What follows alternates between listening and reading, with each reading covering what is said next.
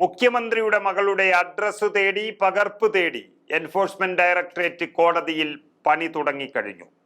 CMRL Exalogic സാമ്പത്തിക ഇടപാടിൽ SFIO കുറ്റപത്രത്തിന്റെ പകർപ്പ് ലഭിക്കാൻ ED എറണാകുളം അഡീഷണൽ സെഷൻസ് കോടതിയിൽ അപേക്ഷ സമർപ്പിച്ചിരിക്കുന്നു. മുഖ്യമന്ത്രിയുടെ രക്തത്തിന് വേണ്ടി മാധ്യമങ്ങൾ ദാഹിക്കുന്നു എന്ന അദ്ദേഹത്തിന്റെ ഇന്നലത്തെ വാക്കുകൾ കൂടി മറുപടി കിട്ടിത്തുടങ്ങി. ഇതോടുകൂടി അതായത് അഴിമതി പണം തിന്ന് മലിനമായ ആ രക്തം കുടിക്കാൻ ഇനി ഒരു മലയാളിയും വരില്ല എന്ന മറുപടി മുഖ്യമന്ത്രിക്ക് ലഭിച്ചു തുടങ്ങിയിരിക്കുന്നു. കേരളത്തിനുള്ളിലെ പണം കട്ടെടുത്ത് എന്ന് പറയാൻ ആരെയും സമ്മതിക്കില്ല എന്ന നിർബന്ധമുണ്ടായിരുന്ന പിണറായിയും മകളും പല കമ്പനികളിൽ നിന്നായി വാങ്ങിക്കൂട്ടുകയായിരുന്നു. അതാണ് മാസപ്പടി എന്ന ഓമന പേരിട്ട് വിളിക്കുന്നത്. ആ മാസപ്പടി കേസിൽ 100% കുടുങ്ങുമെന്ന ഭയമാണ് മാധ്യമങ്ങൾ തന്റെ രക്തത്തിന് മുറവിളി കൂട്ടുകയാണെന്ന മുഖ്യമന്ത്രി പിണറായി വിജയന്റെ രോദനത്തിന് പിന്നിലുള്ളത്. KPCC അധ്യക്ഷൻ പറഞ്ഞതുപോലെ പത്രസമ്മേളനത്തിൽ പൊട്ടിത്തെറിക്കുകയും മാധ്യമ പ്രവർത്തകരുടെ മേൽ കുതിര കയറുകയും ചെയ്തത് അദ്ദേഹത്തിന്റെ സമനില തെറ്റിയത് കൊണ്ട് തന്നെയാണ്. ഗുരുതരമായ സാമ്പത്തിക ക്രമക്കേട് അന്വേഷിക്കുന്ന ഏജൻസിയാണ് SFIO അഥവാ സീരിയസ് ഫ്രോഡ് ഇൻവെസ്റ്റിഗേഷൻ ഓഫീസ് എന്ന് പറയുന്നത്. അവർ കുറ്റപത്രം വരെ നൽകിയ കേസാണ് ഇപ്പോൾ നടക്കുന്നത്. ആദായ നികുതി വകുപ്പും സമാനമായ കണ്ടെത്തൽ നടത്തിക്കഴിഞ്ഞു. 2 സുപ്രധാന ഏജൻസികളുടെ കണ്ടെത്തലുകളെയാണ് മുഖ്യമന്ത്രി മാധ്യമങ്ങൾക്ക് മുന്നിൽ വന്നിരുന്ന് ഇങ്ങനെ പച്ചയായി നിഷേധിക്കുന്നത്. ഇതിൽ കള്ളപ്പണത്തിന്റെ അംശം ഉള്ളത് കൊണ്ടാണ് കള്ളപ്പണം വെളുപ്പിക്കൽ നിയമപ്രകാരം ഇപ്പോൾ എൻഫോഴ്സ്മെന്റ് ഡയറക്ടറേറ്റ് ഇതിൽ കാലുകുത്തിയിരിക്കുന്നത്. CMRL എക്സാലോജിക് സാമ്പത്തിക ഇടപാടിൽ SFIO കുറ്റപത്രത്തിന്റെ പകർപ്പ് ലഭിക്കാൻ ED അപേക്ഷ സമർപ്പിച്ചിരിക്കുന്നതും അതുകൊണ്ട് തന്നെയാണ്. എറണാകുളം അഡീഷണൽ സെഷൻസ് കോടതിയിലാണ് അപേക്ഷ സമർപ്പിച്ചത്. പകർപ്പ് ലഭിച്ചു ഏറ്റവും പെട്ടെന്ന് തന്നെ SFIO കുറ്റപത്രം വിശദമായി പരിശോധിച്ച ശേഷം മുഖ്യമന്ത്രിയുടെ മകൾ വീണ ഉൾപ്പെടെയുള്ളവർക്ക് നോട്ടീസ് അയക്കാനാണ് ED ഇപ്പോൾ ശ്രമം ആരംഭിച്ചത്. അതിനുശേഷം ചോദ്യം ചെയ്യലിലേക്കും ഒരുപക്ഷെ അറസ്റ്റിലേക്കും കാര്യങ്ങൾ നീങ്ങും.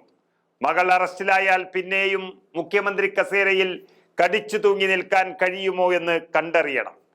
നമുക്കറിയാം, ബിനീഷ് കോടിയേരി ലഹരി കേസിൽ അറസ്റ്റിലായപ്പോൾ അദ്ദേഹത്തിന്റെ അച്ഛൻ കോടിയേരി ബാലകൃഷ്ണനോട് സെക്രട്ടറി സ്ഥാനം രാജിവെക്കാൻ പറഞ്ഞ പിണറായി വിജയൻ ആ മുഖ്യമന്ത്രി സ്ഥാനം രാജിവെച്ചില്ല എങ്കിൽ വലിച്ച് താഴെയിടേണ്ടത് യഥാർത്ഥ കമ്മ്യൂണിസ്റ്റുകാരുടെ ഒരു ബാധ്യതയായി മാറിയിരിക്കുന്നു. ഇന്നലെ വാർത്താ സമ്മേളനത്തിൽ കിടന്നുരുളാൻ കഴിയാതിരിക്കുമ്പോൾ ദേഷ്യം പിടിക്കുന്ന മുഖ്യമന്ത്രിയെയാണ് നമ്മൾ കണ്ടത്. മകളുടെ ഭാഗം കേട്ടില്ലെന്ന് പറഞ്ഞുകൊണ്ടാണ് ആദ്യം മുഖ്യമന്ത്രി മാധ്യമ പ്രവർത്തകർക്ക് മുന്നിൽ പ്രതിരോധം സൃഷ്ടിച്ചത്. എന്നാൽ പണം കൊടുത്തവരെയും പണം നൽകിയവരെയും കേട്ട ശേഷമാണ് SFIO റിപ്പോർട്ട് തന്നെ തയ്യാറാക്കിയത് എന്ന സത്യം പിണറായി മറന്നുപോയി. സേവനം നൽകാതെ 2,70,00,000 രൂപ മകളുടെ കമ്പനി കൈപ്പറ്റിയെന്ന ഗുരുതരമായ കണ്ടെത്തലാണ് SFIO നടത്തിയിരിക്കുന്നത്. കള്ളപ്പണത്തിന് GST അടച്ചു എന്ന് പറഞ്ഞ് തടി തപ്പാനാണ് മുഖ്യമന്ത്രി ശ്രമിച്ചുകൊണ്ടിരിക്കുന്നത്. AKG സെന്ററിന്റെ വിലാസം നൽകിയാണ് എക്സാലോജിക് കമ്പനി രൂപപ്പെട്ടിരിക്കുന്നത്. ആ കമ്പനി ദുരൂഹമായ ഇടപാടുകൾക്ക് ഉപയോഗിച്ചിരിക്കുന്നു എന്ന് തെളിഞ്ഞിരിക്കുന്നു. ഇതിനെതിരെ പിണറായിയെ ഭയന്ന് പാർട്ടി നേതാക്കൾ ഇപ്പോൾ ഒരക്ഷരം ഉരിയാടുന്നില്ല എങ്കിലും മകൾ അറസ്റ്റിലേക്ക് പോയാൽ CPM-ന് പിണറായിയെ കൈവിടേണ്ടി വരും. അല്ലെങ്കിൽ ഈ പാർട്ടി തന്നെ ഇവിടെ ഉണ്ടാകില്ല. 1 മാസം മുൻപ് വരെ നമുക്കറിയാം, പിണറായിക്കും CPM-നും കേന്ദ്ര BJP-യിൽ നിന്നും വലിയ സംരക്ഷണം ലഭിച്ചിരുന്നു. നല്ല പിടിപാടായിരുന്നു ദില്ലിയിൽ. രാജീവ് ചന്ദ്രശേഖർ വരുന്നത് വരെ. എന്നാൽ ഇപ്പോൾ കളി മാറി. പല തവണ പിണറായി വിജയനെതിരെ കേന്ദ്ര ഏജൻസികൾ രംഗത്ത് വന്നിട്ടും പ്രധാനമന്ത്രി തന്നെ മുഖ്യമന്ത്രിയുടെ ഓഫീസ് സ്വർണ്ണക്കടത്ത് നടത്തിയെന്ന് പ്രസംഗിച്ചു പോയിട്ടും മുഖ്യമന്ത്രിയെ ഒന്നും ചെയ്യാൻ കഴിഞ്ഞിട്ടില്ല. എന്നാൽ പിന്നീട് BJP ഇതിനെ രാഷ്ട്രീയപരമായി ഉപയോഗിച്ചു.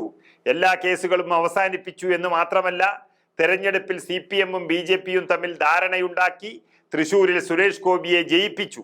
K. സുരേന്ദ്രനും പിണറായിയും കൂടി അതേ ചരിത്രം ആവർത്തിക്കാൻ ശ്രമിക്കുന്നതിനിടയിലാണ് സുരേന്ദ്രൻ മാറി ഇപ്പോൾ രാജീവ് ചന്ദ്രശേഖർ വന്നത്. അതോടെയാണ് കളി പൂർണ്ണമായും തിരിഞ്ഞുപോയത്. ഒരാൾക്കും രക്ഷിക്കാൻ കഴിയാത്ത തരത്തിൽ പിണറായി വിജയനും CPM-ഉം ഇവിടെ തകരുന്നുവെന്നും അവരെ രക്ഷിക്കാൻ ശ്രമിക്കാതെ ശക്തമായ അന്വേഷണം നടത്താൻ നിർദ്ദേശിക്കുകയായിരുന്നു രാജീവ് ചന്ദ്രശേഖർ. അതുപ്രകാരം കാര്യങ്ങൾക്ക് വേഗത കൂടി. അതിപ്പോൾ ED-യുടെ കടന്നുവരവ് വരെ എത്തിയിരിക്കുന്നു. ഏതു നിമിഷവും ചോദ്യം ചെയ്യലും അറസ്റ്റുമെല്ലാം പ്രതീക്ഷിക്കാം.